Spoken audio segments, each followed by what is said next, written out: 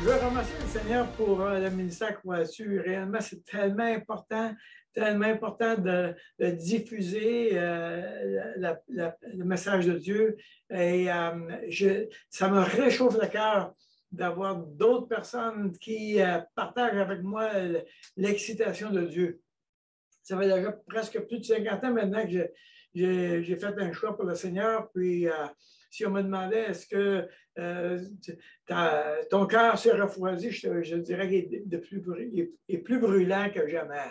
Alors, quand on me demande de partager qu'est-ce que Dieu a fait, ma question est toujours, mais oui, par quoi je commence?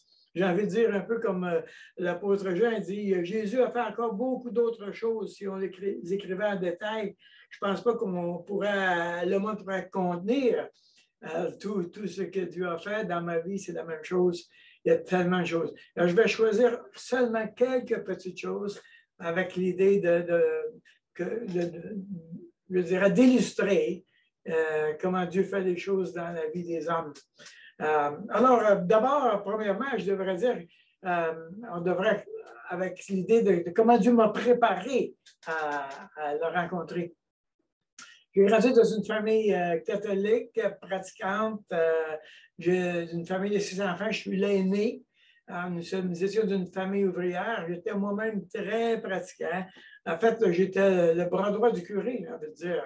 J'étais très impliqué dans la fameuse transformation, la réforme du Vatican II, alors qu'on a on a déplacé l'autel, on l'a mis face à l'Assemblée, on a changé le type de musique. J'étais moi-même au centre avec le curé de ces changements-là. Alors, pour moi, ça allait très bien. J'étais très engagé, très pratiquant. Et j'avais quand même une question dans ma tête.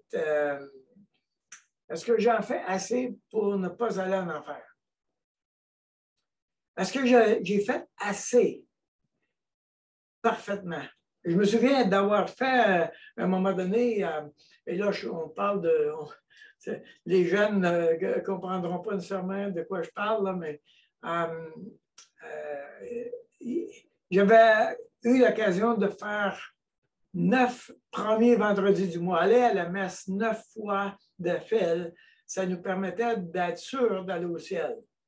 Alors, j'en ai fait 7, j'en ai fait 9, je veux dire. Mais après les 9, le doute me prit. Est-ce que j'en ai fait assez ou est-ce qu'ils sont assez parfaits? Alors, j'en ai fait 9 autres. Et finalement, à force de répéter les 9, je suis arrivé à la place où je me disais, mais je ne serais jamais certain que je n'ai fait assez. Et ça a jeté un doute dans mon esprit. Qu'est-ce qui fait que j'en ai fait assez? Alors, même si je n'avais pas vraiment de problème avec ma religion, même si je travaillais très fort à plaire à Dieu, je ne peux pas dire que c'était dans des grandes batailles, jusqu'au jour où, évidemment, j'ai fréquenté Marie, j'étais dans la direction de me marier, je venais d'avoir un nouvel emploi comme apprenti mécanicien, et là, tout à coup, il arrivait quelque chose qui montait dans mon esprit, c'est, oui, je vois bien que je peux anticiper que par la grâce de Dieu que je vais fonder une famille, je vais me marier, avoir des enfants, avoir une maison, avoir un bon emploi. J'avais un très bon emploi. Je voyais que tout ça, c'était très légitime. Mais mon problème à moi, c'était est-ce que c'est ça la raison de vivre? Est-ce que, oui, c'est vrai que c'est légitime, mais est-ce qu'on vit pour ça? Avoir une famille, avoir une maison, avoir un bon emploi. Et ça me questionnait énormément. Pourquoi vivre? Et je me posais la question, quand j'aurai 70 ans, alors que j'ai maintenant, est-ce que je vais dire j'ai réussi ma vie?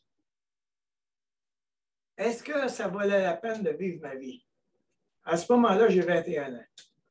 Et ça venait dans mon esprit. Qu'est-ce qui va faire que je réussis ma vie? Et pourquoi je devrais vivre cette vie-là? Alors Dieu m'a déjà préparé, il m'a préparé à le rencontrer, il m'a amené ce questionnement-là, il m'a amené dans cette dimension de la raison d'être. Alors, comment Dieu a fait ça? Le samedi saint, c'est-à-dire le samedi avant Pâques, le samedi saint, je me rends dans une place de pèlerinage à Beauvoir avec Marie, ma fiancée. En fait, c'était le soir que je me fiançais. Et dans l'église, on était seuls dans un sanctuaire. Et dans l'église, j'ai dit à Dieu, Dieu, je te confie mon mariage. Prends-nous et puis fais que ma vie et notre mariage soient dans tes mains. Alors, nous étions dans cette direction, j'étais dans cette direction-là, j'ai prié pour ça le samedi soir. Et le mardi suivant, je me trouvais à commencer dans un nouveau département parce que j'étais un apprenti mécanicien. La compagnie nous faisait faire des stages, 4 stages auprès de spécialistes. Et un des spécialistes était Lionel Gosselin, qui était connu comme étant un baptiste. Son surnom dans le garage, on était 160 mécaniciens. Hein? Alors, il y avait beaucoup de gens qui riaient de lui.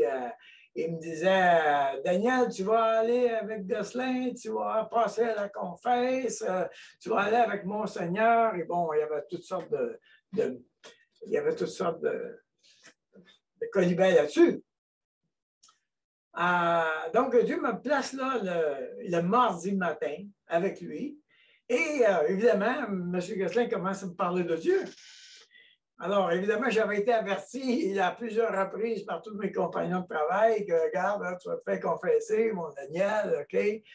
Alors, étant averti, j'ai dit à Lionel, écoute, Lionel, je ne suis pas vraiment intéressé à parler de religion. Alors, si tu veux, je vais apprendre,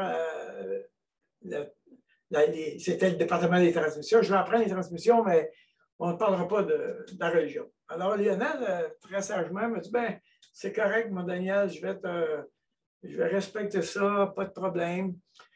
Il dit, j'ai juste une question, par exemple. As-tu déjà pensé de vérifier ta religion? Je n'ai pas dit, mais après ça, je me suis dit, c'est pas bête du tout, là. Franchement, je n'avais jamais pensé à ça. Vérifier ma religion. Moi, je n'avais pas de problème avec la religion. Il y en a qui en ont des problèmes, mais moi, je n'avais pas. C'était très bien. J'avais 0 questionnement. Et là, il me dit, as-tu déjà pensé de vérifier ta religion? Alors, je me suis dit dans ma tête, ouais, pourquoi pas. Et le jeudi, 2 jours plus tard, en parlant, il me cite un commandement de la Bible. Et il me dit, ça, c'est dans la Bible. Et puis, il me donne la référence. Je ne lui dis rien. Je fais comme si je n'étais pas intéressé, mais j'ai dit, tiens, c'est une bonne place pour commencer. Je vais commencer avec ce verset-là. Je vais aller voir. Parce que j'avais une Bible, j'avais confiance à ma Bible, parce que c'était le curé qui me l'avait donnée. Alors, j'avais essayé de la lire, mais je ne comprenais pas grand-chose. Mais bon, j'ai dit, je vais aller là. Alors, je prends la référence, je vais là. Et il s'agit des 10 commandements, vous savez. Le problème, c'est que Lionel avait raison. C'est-à-dire que les commandements dans la Bible, c'est le 2e commandement, tu ne feras point d'image taillée ou de représentation quelconque des choses qui sont en haut dans le ciel, etc. Maintenant, comment ça se fait que je n'avais jamais entendu parler de ça? Moi, j'avais appris le catéchisme. À l'époque, on apprenait le catéchisme 535 questions par cœur. Et évidemment, on avait appris les 10 commandements. Alors, j'ai été chercher mon catéchisme et là, surprise, les 10 commandements dans mon catéchisme ne sont pas les mêmes que dans ma Bible. Mais maintenant, moi, j'ai un catéchisme catholique avec l'imprimatur et j'ai la Bible catholique avec l'imprimatur. Je suis supposé d'être kosher, comme on dit. Comment ça se fait que les commandements qu'on m'a fait apprendre ne sont pas les mêmes? Et là, c'est la première chose que je vérifie. Je ne peux pas leur dire, je ne peux pas dire, bon, ben, ça dépend d'une interprétation. Je ne peux pas dire, je ne peux pas donner le bénéfice du doute. C'est clair que c'est clair qu'il y a quelque chose de pas pareil. Alors, la première chose que je vérifie, première chose que j'ai un problème. Alors là, ça m'a donné tout un questionnement, réellement. Et la même journée que Lionel m'avait parlé de ce verset-là, il m'avait laissé un petit traité. Vous savez, à l'époque des années 70, on en donnait des traités en masse. Alors, il m'avait donné un petit traité qui s'appelle l'Incomparable Christ. Et dans ce traité-là, ça disait, je vais lire quelques lignes seulement, ça disait, il n'avait ni richesse, il parlait de Jésus, évidemment, ni influence. Les membres de sa famille n'avaient rien de remarquable. Il n'avait reçu ni éducation, ni instruction particulière. Nouveau-né, il fit trembler un roi. Enfant, il embarrassa des lecteurs de la loi. Homme mûr, il commanda aux forces de la nature, marcha sur des vagues comme sur la terre, ferme et imposa silence à la mer. Il guérit les malades sans médicaments. Il ne fit jamais payer ses services. Jamais il n'écrivit de livres et cependant, aucune bibliothèque ne pourrait contenir tous les livres qui ont été écrits à son sujet. Jamais il ne composa de chants et pourtant il a été le thème d'un grand nombre de chants, plus grands que n'importe qui aurait pu en écrire et tous les compositeurs réunis. Et ça continue comme ça, jamais, jamais, jamais. Et là, ça termine en disant, crois au Seigneur Jésus et tu seras sauvé. Oui, je croyais déjà, je croyais au Seigneur Jésus. Mais là, la dimension que ça donnait, c'était, j'ai plus rien à faire d'autre que de croire. Moi qui travaillais tellement fort pour m'assurer que Dieu était content avec moi, de tout à coup, je découvrais qu'il avait déjà tout fait. Et ça changeait totalement la dimension de ma vie. Premièrement, ça résout fondamentalement le problème de l'incertitude. Il faut dire que dans les années 70, là, le Québec en entier, là, on avait tous peur d'aller en enfer. On avait vraiment peur d'aller là. Ce n'était pas un problème dans ce qui concerne on était pécheurs et on méritait l'enfer. Alors on cherchait comme les bons de ne pas aller en enfer. Et on faisait toutes sortes de choses pour ne pas aller en enfer. Mais on n'était jamais certain que Dieu serait content. Et là, tout à coup, je découvrais que libération, Jésus avait déjà tout fait. Et ce soir-là, c'était le premier jeudi du mois d'avril 1975. C'était un beau ciel étoilé. Je suis sûr que vous vous en rappelez, des belles étoiles de partout dans le ciel. Et là, j'ai dit à Dieu, OK, je décide de ne plus suivre une religion. Je vois bien que les religions pourraient me tromper, je vois bien que les religions pourraient m'emmener dans différents chemins. Alors non, il y en a un qui est fiable, et c'est Jésus. Et il y a une Bible qui a duré à travers les siècles. Alors, voilà, j'ai choisi de cet enseignement-là. Bon, je ne savais pas du tout dans quoi je m'embarquais. Je n'avais aucune idée, absolument rien. J'ai juste pris cette décision-là. Et ça a non seulement résolu l'incertitude, mais ça a aussi donné un sens à ma vie. C'est-à-dire que pourquoi vivre maintenant? OK, c'est Dieu. Pour Dieu maintenant, et n'importe quelle action que je vais faire va rejaillir pour l'éternité. Alors maintenant, ma vie prend un sens et elle ajoute une dimension éternelle. Oh, ça, c'est formidable. L'autre dimension que ça a ajouté dans ma vie à ce moment-là, c'est que j'avais déjà à plusieurs reprises tenté de lire la Bible. Mais à chaque fois, j'ai été rebuté, à chaque fois, j'étais découragé du texte, puis ça ne résonnait pas vraiment. En fait, je me posais la question parce qu'on me disait à l'époque, on ne peut pas comprendre la Bible. Alors, c'est dans notre esprit, n'est-ce pas? Je ne peux pas comprendre la Bible. Alors, on est perdant au départ en voulant tenter de la lire. Alors que Dieu veut nous communiquer sa pensée, il veut nous donner sa compréhension. Alors, ce soir-là, il y a toute une fenêtre dans ma vie qui s'est ouverte. Et 2 jours après, ma mère et ma soeur, on est samedi soir, on est du samedi suivant, normalement, j'allais à la messe le samedi soir parce que je jouais dans les clubs et évidemment, dimanche matin, je ne voulais pas me lever.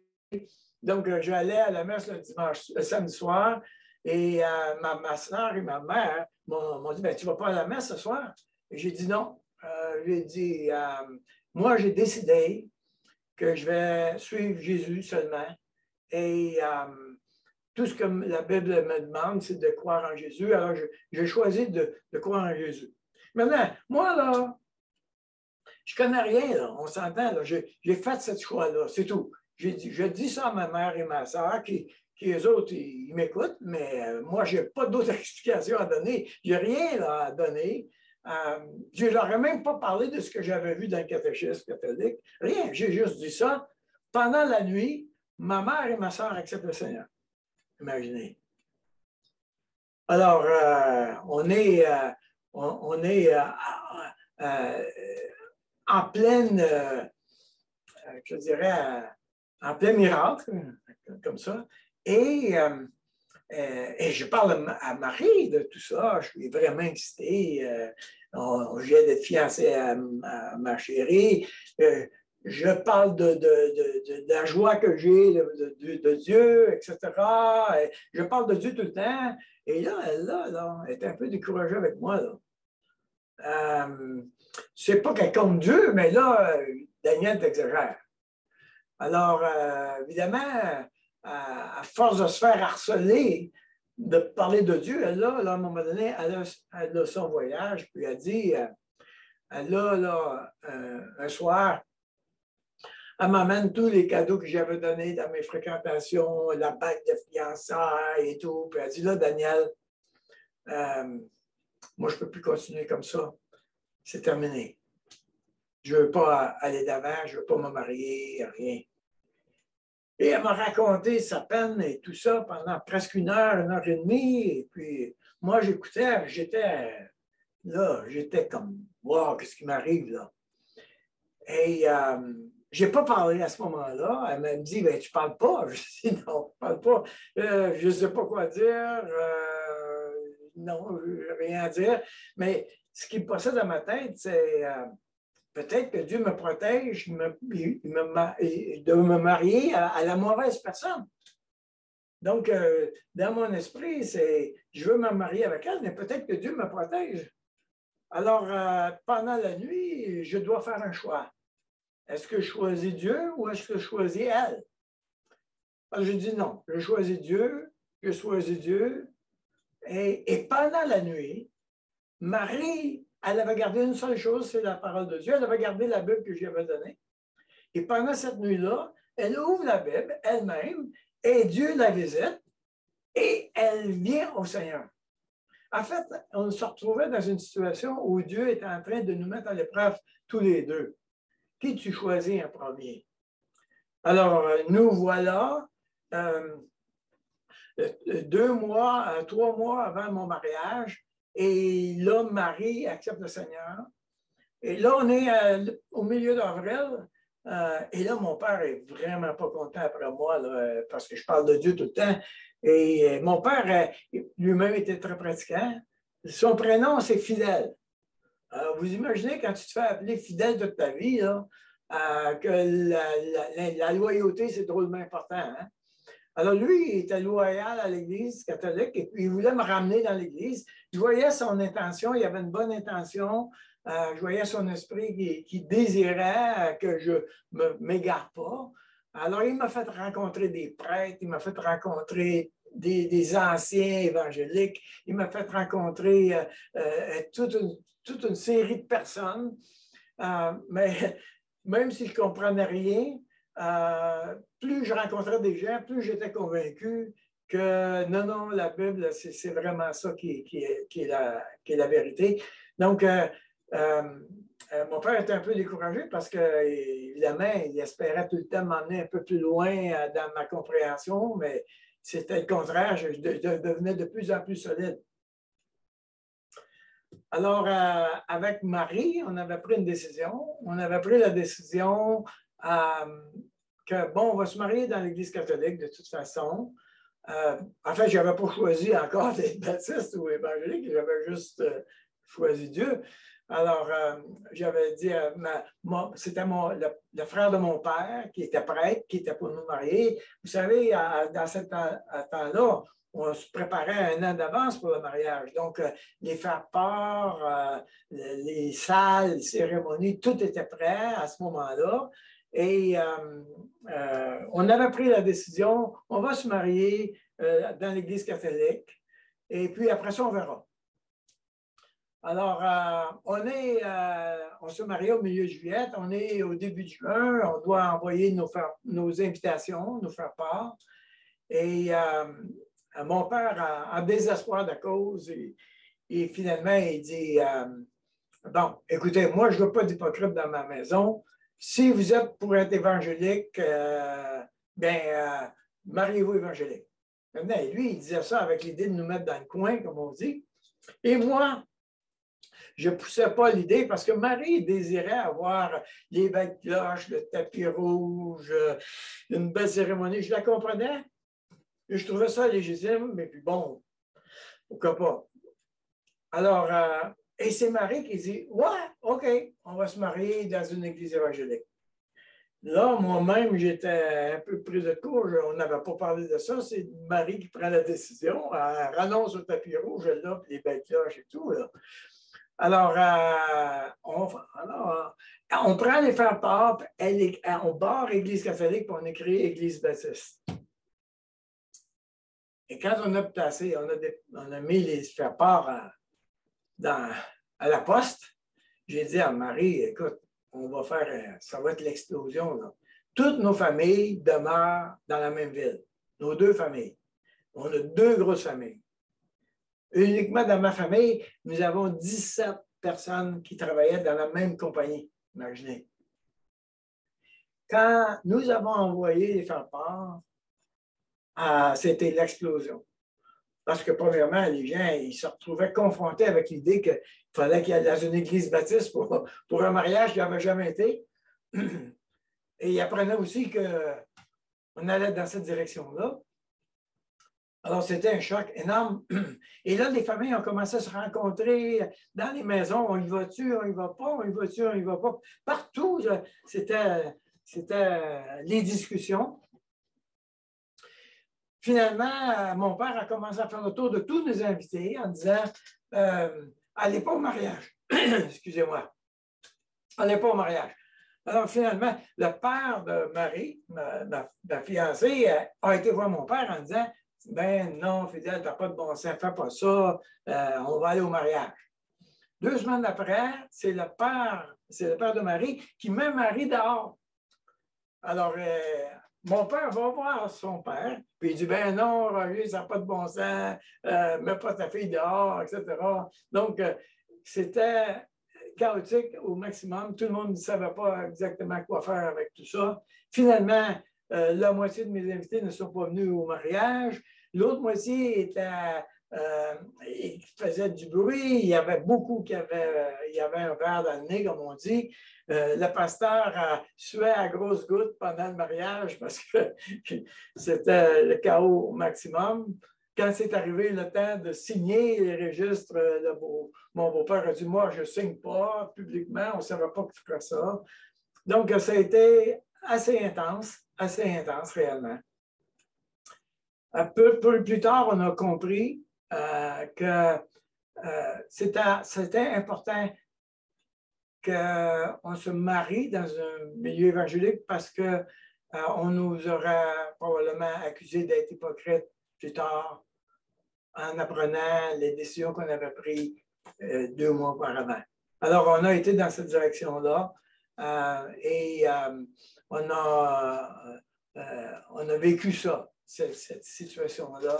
Et après mon mariage, bien évidemment, pendant les 10 années suivantes, j'ai été comme mécanicien en diesel avec la compagnie d'amiante d'asbestos. Pendant ces 10 ans-là, Dieu a permis que j'ai étudié 1 an de théologie à travers des cours programmés. Donc, j'avais 1 an un an de théologie après 10 ans. C'était assez long, évidemment, parce que c'est par les soirs et tout ça.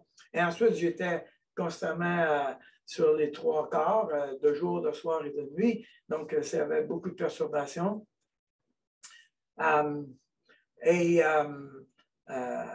Oui, alors là, je dois faire des parenthèses, je dois terminer de ce bout-là parce qu'il y a beaucoup d'autres choses à dire, mais le Seigneur m'a préparé et 10 ans après, on m'a invité à implanter une église à Richmond. Alors, à Richmond, j'ai eu l'occasion d'implanter une église là-bas et le Seigneur a béni réellement. Et pendant cette période-là, j'ai terminé mon baccalauréat en théologie. Donc, je dirais que j'ai étudié 2 ans. En 2 ans, c'était très, très intense. Et le Seigneur a été bon avec nous. Nous avons mes 2 filles. Il y a eu 2 naissances, Julie et Nadia. Nous avons eu, bien sûr, nos épreuves de couple, les épreuves de famille. Ma fille Julie est née cardiaque. Alors, les 2 premières années ont été intenses parce que les médecins nous disaient on ne comprend pas comment ça se fait qu'elle vit. Alors, évidemment, vous pouvez imaginer comment c'est stressant et anxiogène pour une maman de jamais savoir qu'est-ce qui arrive avec sa fille. Finalement, nous avons eu une démarche avec l'hôpital Sainte-Justine et elle a été opérée à l'âge de 10 ans pour une opération à cœur ouvert. Elle a été de nouveau opérée il y a 2 ans pour une opération à cœur ouvert. Mais le Seigneur est bon et il lui a donné une petite fille.